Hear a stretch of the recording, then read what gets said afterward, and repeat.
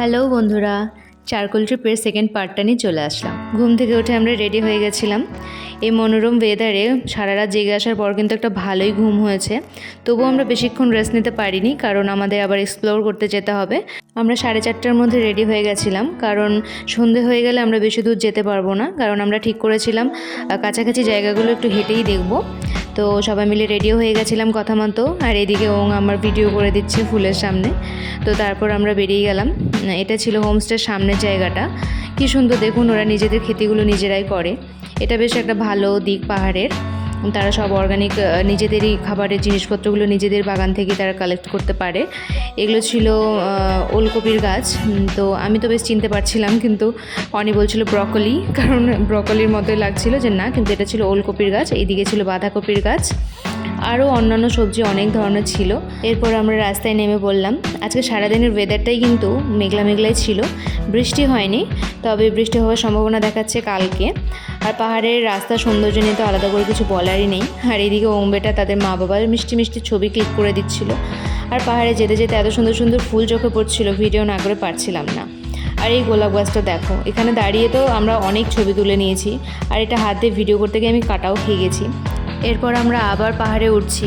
তো সানসেটটা মেন দেখা উদ্দেশ্য আমাদের ছিল। তো উঠতে উঠতে আমরা তো প্রচণ্ডই টায়ার্ড হয়ে গেছিলাম, বাট এনার্জি কিন্তু মনে প্রচণ্ড ছিল যে না, আমাদেরকে পারতেই হবে। তো দেখা যাক। তারপর আমরা এরকম একটা জায়গাতে থেমে গেলাম, কারণ এখান থেকে যাওয়ার আর সেরকম পথ দেখতে পাচ্ছিলাম না। তো সেখানে বেশ আমরা একটু রিলস ফটোস ক্লিক করে নিলাম সবাই মিলে।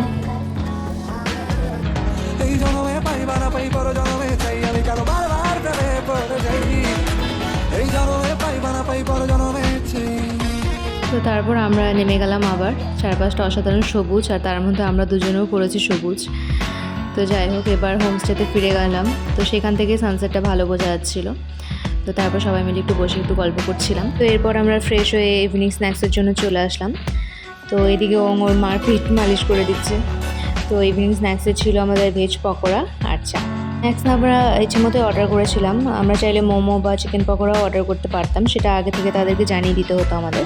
তো আমরা ভেজ পকোড়ার কথাই বলেছিলাম। এরপর চলে আসলাম আমাদের ডিনারে ছিল চিকেন আর রুটি, আর এক্সট্রা তরকারির মধ্যে ছিল ফুলকপি আর আলুর তরকারি। তো রুটিগুলো বেশ হোয়াইট আর সফট ছিল, আমার তো বেশ খেতে ভালোই লাগছিলো। যাই হোক, আমরা খাওয়া দাওয়া শেষ করে নিয়েছিলাম তাড়াতাড়ি 9টার মধ্যে, 9টা সাড়ে 9টার মধ্যে। তো তারপর আমরা খাবার শেষ করে আমরা একসাথে বেশ অনেকক্ষণ আড্ডা মেরে মোটামুটি 11টা সাড়ে 11টার দিকে ঘুমোতে গেছিলাম। তো দিনটা আজকে ভালোভাবেই কেটেছিল আমাদের মোটামুটি। তো আমরা আবার নেক্সট দিনের জন্য প্ল্যান করেও রাখছি যে কী হবে, কিন্তু আগামীকাল বৃষ্টি হওয়ার সম্ভাবনা দেখাচ্ছে। তো দেখা যাক কী হয়। তো কালকে ইচ্ছে আছে ডেলো পার্কের দিকটাতে যাব, আর ওখান থেকে যদি কোনো জায়গায় যাওয়া যায়। তো দেখা যাক কী হয়। তো সেকেন্ড পার্টটা এখানেই শেষ করছি। আর ফার্স্ট পার্টটা এখনও যারা যারা দেখোনি তারা গিয়ে এখনই দেখে নাও। আর ভালো লাগলে একটা লাইক কমেন্ট করে দিও, আর চ্যানেলটাকে একটু সাবস্ক্রাইব করে দিও। তো আজকের মতো টাটা, দেখা হচ্ছে পরের পার্টে খুব তাড়াতাড়ি। Good night.